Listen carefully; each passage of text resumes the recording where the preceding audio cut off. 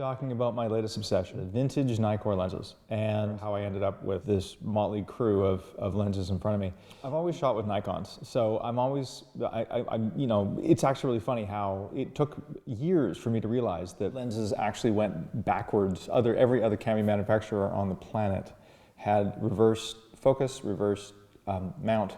Not everyone, but most of them, to Nikons. And one of the reasons why Nikons are actually not really that popular when it comes to video. So being the contrarian that I am, when I bought this Blackmagic camera that I had, I managed to find a speed booster for Nikon lenses, and then I decided that I needed to get some real Nikon lenses as opposed to like the G glass, which doesn't have an aperture ring.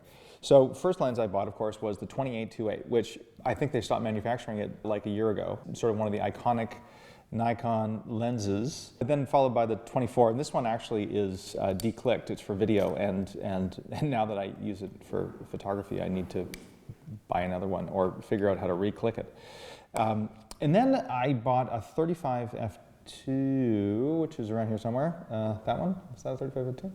Yes, it is. So 35 f2, beautiful lens. And this is actually where things kind of caught fire. I remember shooting with the Blackmagic and the 35 f2 thinking, God, this looks really nice. This looks really nice, like really nice. And this actually is an OC, so I think it is coated. And then I kind of just started having more fun. 85-1.4, one of the most classic Nikon lenses. This is the AIS version. And then recently, I actually went, and I don't know how many of you have seen the video that I did on the $900 Nikon F2 that I bought. This is the camera. The more I shoot with it, the more in love with it I am. It's the Nikon version of like a Singer Porsche or something like that, completely rebuilt by Silver Wong. As far as I'm concerned, worth every penny now more than ever before. It's like a brand new camera. And all of these lenses are actually really inexpensive. I bought a 55 macro. I bought a 5.8 centimeter f1.4 lens that looked kind of cool, so I picked that one up. And then recently I made a purchase from KEH. I bought a 55-1.2. I bought a 2.8 centimeter vintage lens, which looks kind of fun, the 50 f2 that's on the camera, and the iconic 105 2.5.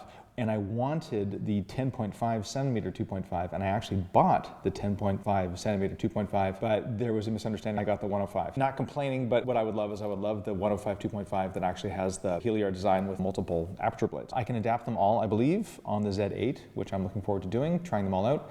And the other thing I think that's really worth pointing out is that in the vintage lens camera market, this is worth this.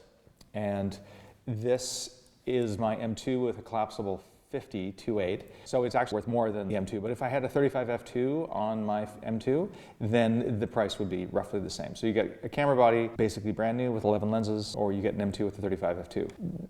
The arguments as to which one is preferable are, I'm sure, valid and would be rampant, but I'm actually really enjoying the SLR. I'm really enjoying the F2. I'm really enjoying having all these quirky lenses, and I'm really enjoying just sort of exploring it without paying a fortune. So if anybody has any feelings about their own personal vintage Nikkor lens favorite, by all means, leave a note in the comments. I'd love to hear what other people have to say about the lenses, because there seems to be an awful lot of lenses out there, lots of different versions, and all kinds of obscure things that are just an awful lot of fun. Thanks for watching.